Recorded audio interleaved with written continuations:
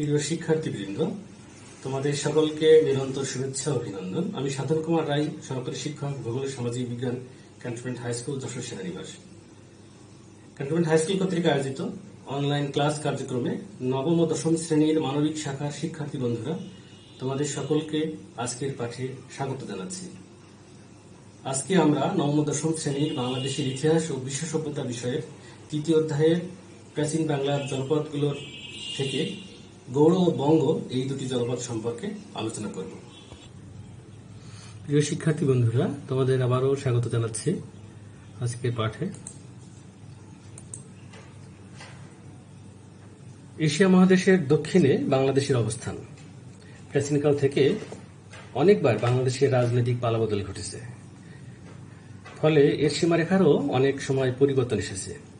ইংরেজরা যখন এদেশ ছেড়ে চলে যায়, তখন 1947 সালে দুইটা ভাগ হয় বাংলার। একটা ভাগ থাকে ভারতের মধ্যে, আর একটা ভাগ থাকে পুরো পাকিস্তানের মধ্যে। পাকিস্তানের ওই অংশটির নাম ছিল তখন পূর্ব পাকিস্তান। 1971 সালে স্বাধীনতার যুদ্ধে বাংলাদেশ স্বাধীন হওয়ার পর এর নামকরণ করা হয় বাংলাদেশ। প্রাচীন যুগে বাংলা, অর্থাৎ আজকের বাংলাদেশ ও পশ্চিমবঙ্গ, এখনকার বাংলাদেশের মতো কোনো একক বা অখণ্ড রাজ্য ছিল না। বাংলার বিভিন্ন অংশ তখন ছোট ছোট অঞ্চলে বিভক্ত ছিল, আর প্রতিটি অঞ্চলের শাসক যার যার মতো শাসন করতেন। এই জনপদগুলো, এই অঞ্চলগুলোর যে সীমারেখা কখনো বেড়েছে, আবার কখনো কমেছে। তো আমরা সে সম্পর্কে দেখি। ইতিহাসের যুগ বিভাজন। জনপদগুলোর আলোচনায় ইতিহাসের যুগ বিভাজন খুব গুরুত্বপূর্ণ। ঐতিহাসিকগণ সুনির্দিষ্টভাবে প্রাচীন যুগকে তারা সময়ের কাল নির্ণয় করেছেন। ঐতিহাসিকগণ খ্রিস্টপূর্ব 5 শতক থেকে খ্রিস্টীয় 13 শতক পর্যন্ত সময়কালকে বাংলার ইতিহাসের প্রাচীন যুগ বলে মনে করেন। কেউ কেউ এই প্রাচীন যুগটাকেই আবার দুইভাবে দেখেছেন: আদি ঐতিহাসিক যুগ এবং প্রাক মধ্যযুগ। আদি ঐতিহাসিক যুগ খ্রিস্টপূর্ব 5 শতক থেকে খ্রিস্টীয় 6 শতক পর্যন্ত। প্রাক মধ্যযুগ খ্রিস্টীয় 7 শতক থেকে খ্রিস্টীয় 13 শতক পর্যন্ত। যাই হোক, প্রাচীন বাংলার যে জনপদ খ্রিস্টপূর্ব, অর্থাৎ যীশুখ্রিস্টের জন্মের 500 বছর পূর্ব থেকে খ্রিস্টীয় 13 শতক পর্যন্ত, এই সময়কালটাকেই মূলত প্রাচীন যুগ বলা হয়। তো আমরা দেখি এরপরে জনপদ। তোমরা এখানে একটি ছবি দেখতে পাচ্ছ, প্রাচীন জনপদের একটি ছবি। জনপদ বলতে কি বোঝায়? প্রাচীনকালে বাংলায় যে ক্ষুদ্র ক্ষুদ্র ভৌগোলিক এলাকায় জনগণ বসবাস করত, তাদের সমষ্টিকে জনপদ বলে। উৎকীর্ণ শিলালিপি ও বিভিন্ন সাহিত্য গ্রন্থে এরূপ 16টি জনপদের কথা জানা যায়। এর মধ্যে উল্লেখযোগ্য জনপদগুলো হল গৌড়, বঙ্গ, পুন্ড্র, হরিকেল, সমতট, বরেন্দ্র, তাম্রলিপ্ত এবং চন্দ্রদ্বীপ। তো এখন আমরা মানচিত্রে এই প্রাচীন জনপদগুলোর অবস্থান দেখব। শিক্ষার্থী বন্ধুরা, তোমরা একটি মানচিত্র দেখতে পাচ্ছ। লক্ষ্য করো, মানচিত্রের যে এখানে মাঝের দিকে উপরে এই যে মানচিত্রের উপর দিকে উত্তর দিক, নিচে দক্ষিণ, যেদিকে বঙ্গোপসাগর আছে, এবং ডান দিকে পূর্ব এবং বাম দিকে পশ্চিম। এই যে ঢাকা হচ্ছে বাংলাদেশের রাজধানী, এর ঢাকা। আর পাশে অদূরে 12 মাইল দক্ষিণে বিক্রমপুর, যে বঙ্গের দুইটা যে নগর, তার একটি হচ্ছে বিক্রমপুর জনপদ, আর অপরটি ছিল নাব্য। আরেকটি জনপদ পুণ্ড্রবর্ধন তোমরা দেখছো, বা পুণ্ড্রনগর, মহাস্থানগড়। আর গৌড়, এই যে এখানে গৌড়। এদিকে দেখছো যে সমতট, হ্যাঁ, তারপরে চন্দ্রদ্বীপ, বরিশাল অঞ্চল। তো যাই হোক, ঢাকার পাশে এই যে এদিকে আত্রাই নদী, এটা হচ্ছে পাবনা জেলার একটা নদী, ভারত বাংলাদেশ আন্তঃসীমান্ত নদী। আর গৌড়, বাংলাদেশ এবং ভারতের সীমান্ত অঞ্চলে গৌড় জনপদ অবস্থিত। তারপরে দেখছো এখানে রামাবতী, বরেন্দ্র অঞ্চল। আর ঝাড়খণ্ডের একটা মহকুমা শহর হচ্ছে রাজমহল। এই যে ভাগলপুর, মুরাদগিরি, গয়া, এগুলো বিহার রাজ্যে, ভারতের বিহার রাজ্যের অন্তর্গত। আর এই পাশে দেখছো ওর বাম পাশে পশ্চিম দিকে মগধ মগধ প্রাচীন যে সময়কাল, সেই সময়ের সব থেকে শক্তিশালী একটি জনপদ ছিল। বিহারের পাটনা, গয়া এবং বাংলার কিছু অঞ্চল জুড়ে এই মগধ গঠিত ছিল। তোমরা খেয়াল করছো যে এরপরে কঙ্গগ্রাম, উত্তরাঢ়, বর্তমান বীরভূম জেলা ভারতের, এর পাশে কর্ণ সুবর্ণ, যেখানে মুর্শিদাবাদ জেলার একটি জায়গা, শশাঙ্কের রাজধানী। এর পাশে যে ময়ূরাক্ষী নদী এবং অজয় নদী, ঝাড়খণ্ড এবং পশ্চিমবঙ্গ দিয়ে প্রবাহমান দুইটি নদী। অজয় নদীতে খুব বন্যা হয়, এখনো হয়। তারপরে দেখো শুশুনিয়া, এটাও একটা নগর। শুশুনিয়া হলো বাঁকুড়া জেলার পাহাড়ি একটা এলাকা। এদিকে রূপনারায়ণ নদী, বর্ধমান জেলা, ত্রিবেণী, নবদ্বীপ, সেই নদী অঞ্চল। নদীয়ার একটা প্রাচীন শহর। দেখছো এখানে ভাগীরথী নদী, যার পাশেই বঙ্গের অবস্থান। ভাগীরথী নদী গঙ্গার যে দুইটি প্রবাহমান ধারা তার একটি। তারপরে দেখছো এখানে চন্দ্রকেতুগড় এবং খাড়ি। খাড়ি বাংলার পাশেই। চন্দ্রকেতুগড় হলো যে উত্তর 24 পরগনা, ভারতের একটি জেলা। আর দক্ষিণ 24 পরগনায় হলো খাড়ি। খাড়ি অঞ্চল হলো যে প্রাচীন যে প্রত্ন, এর জন্য বিখ্যাত ছিল। এর এইদিকে পশ্চিম দিকে, দক্ষিণ পশ্চিমে তাম্রলিপ্ত। ভারতের পশ্চিমবঙ্গের মেদিনীপুর জেলার তমলুক নামক স্থান, যা পরবর্তীতে দণ্ডভক্তি হিসেবে পরিচিত হয়। এদিকে সৌম্য, দণ্ডভক্তি, মগধ, এগুলা সবই মানে জনপদ। এদের তো বঙ্গাল থেকে বঙ্গ এবং বঙ্গদেশ, মানে বাংলাকে বিভিন্ন নামে ডাকা হতো, নামে বলা হতো। দেখছো চন্দ্রদ্বীপ বরিশালের মূল ভূখণ্ড। এরপরে এদিকে দেখো সুবর্ণগ্রাম, যমুনা নদী, পুণ্ডবর্ধনের কাছে। যমুনা নদী বাংলাদেশে এবং ভারতে উভয় দেশে আছে। বাংলাদেশের একটি উত্তর পশ্চিমাঞ্চলের বড় নদী এবং ভারতে গঙ্গা নদীর একটি উপনদী। আর এর অদূরে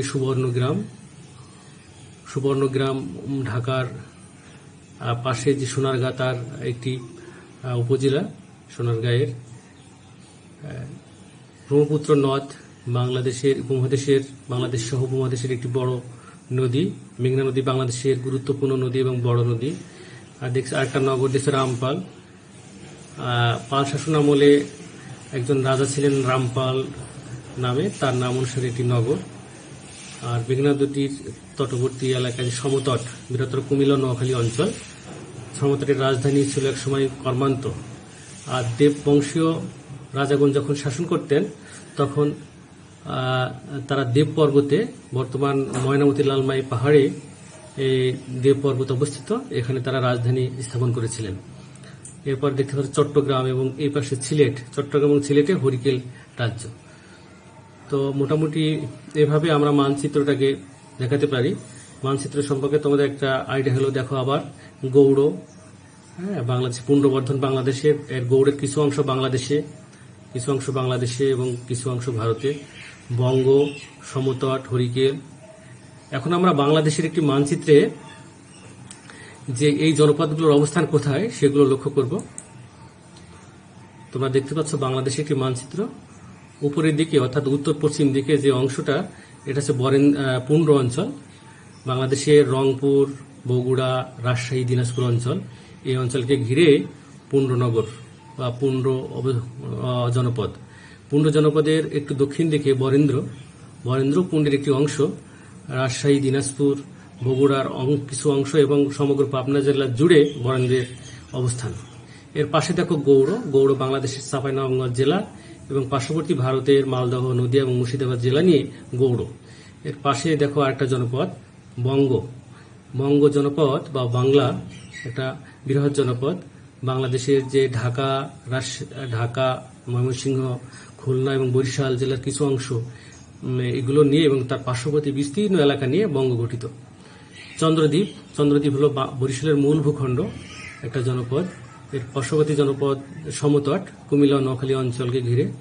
এবং বাংলাদেশের পূর্ব দিকে অর্থাৎ উত্তর পূর্ব এবং দক্ষিণ পূর্ব দিকে, এই উপরের দিকে দেখতে পাচ্ছ সিলেট অঞ্চল, বাংলাদেশের সিলেট অঞ্চল, এবং নিচের দিকে চট্টগ্রাম অঞ্চল। এই অঞ্চল দুটি হরিকেলের মধ্যে ছিল। তো তোমরা অবশ্যই বুঝতে পারছো যে বাংলাদেশের মানচিত্রে প্রাচীন জনপদের কোন জায়গা কোন কোন অঞ্চলের মধ্যে। নেক্সটে আমরা যাই। আমরা এখন গৌড় সম্পর্কে দেখব যে গৌড়ের কথা মনে আসলে আমাদের মনে আসে রাজা শশাঙ্কের কথা। রাজা শশাঙ্ক ছিলেন প্রথম সার্বভৌম শাসক, স্বাধীন শাসক বাংলার। তো গৌড় নামটি সুপরিচিত হলেও প্রাচীনকালে ঠিক কোথায় গৌড় জনপদটি গড়ে উঠেছিল তা জানা যায়নি। ষষ্ঠ শতকে পূর্ব বাংলার উত্তরাংশে গৌড় রাজ্য বলে একটি স্বাধীন রাজ্যের কথা জানা যায়। সপ্তম শতকে শশাঙ্ককে গৌড়রাজ বলা হতো। তো আমরা দেখি গৌড় সম্পর্কে আর একটু। গৌড় জনপদ খ্রিস্টীয় ষষ্ঠ শতকে পূর্ব বাংলার উত্তর অংশে এ রাজ্যের কথা জানা যায়। সপ্তম শতকে শশাঙ্ককে গৌড়রাজ বলা হতো। আর শশাঙ্কের রাজধানী ছিল কর্ণসুবর্ণ, যেটা মুর্শিদাবাদ। মুর্শিদাবাদ বর্তমানে বর্ধমান জেলায়, ভারতের। মুর্শিদাবাদও একটা জেলা। আর গৌড়ের অবস্থান চাঁপাইনবাবগঞ্জ, যেটা বাংলাদেশে, আর মালদহ, মুর্শিদাবাদ এবং নদিয়া, এটা ভারতের মধ্যে। তো এই আছে গৌড়ের আলোচনা।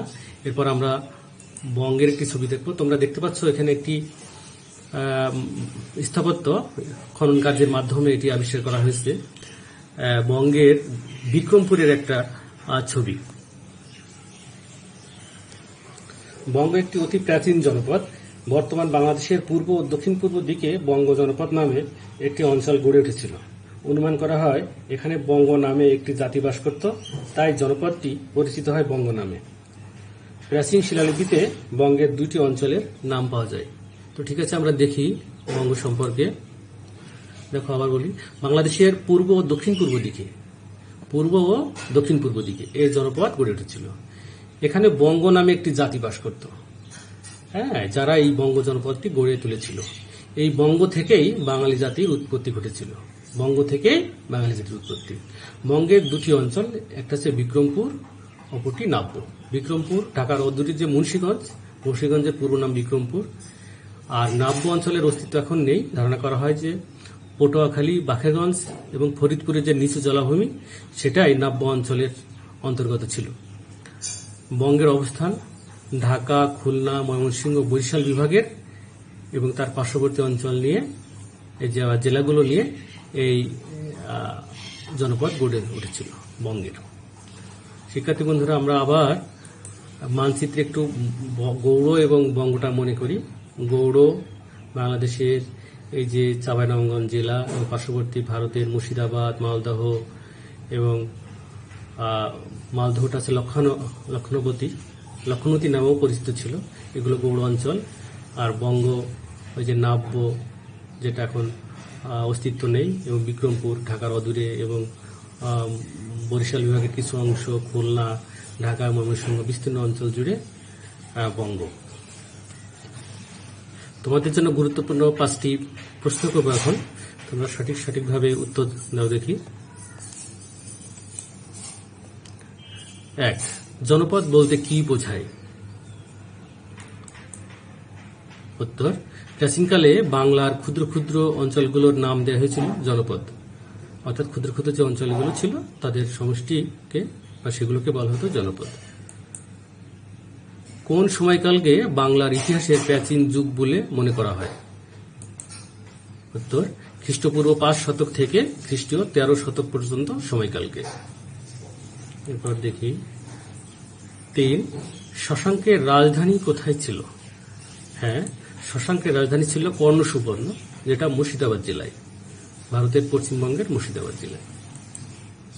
কত শতকে শশাঙ্ককে গৌড়রাজ বলা হতো? শশাঙ্ককে গৌড়রাজ বলা হতো 7ম শতকে। প্রাচীন শিলালিপিতে প্রাপ্ত বঙ্গের দুইটি অঞ্চলের নাম কি? উত্তর: বিক্রমপুর এবং নাব্য। বিক্রমপুর কোথায়? ঢাকার অদূরে মুন্সিগঞ্জ। আর নাব্য ফরিদপুর, পটুয়াখালী ও বাখেরগঞ্জের যে নিচু জলাভূমি, এবং নাব্যের এখন কোনো অস্তিত্ব নাই। ঠিক আছে শিক্ষার্থী বন্ধুরা, তোমাদের জন্য বাড়ির কাজ রইল। প্রাচীন বাংলার জনপদগুলোর নাম ও সেগুলোর অবস্থানে একটি তালিকা তৈরি করো। তোমরা জনপদগুলোর নাম এক পাশে লিখবে এবং ছক আকারে অপর পাশে সেগুলো কোথায় কোথায় অবস্থিত, বর্তমান অবস্থান, সেগুলো লিখবে এবং স্কুল খুললে এই কাজটি জমা দিবে। তোমাদের সকলকে আবারও শুভকামনা জানাচ্ছি, তোমরা সুস্থ থাকো, সুন্দর থাকো। ধন্যবাদ জানিয়ে শেষ করছি।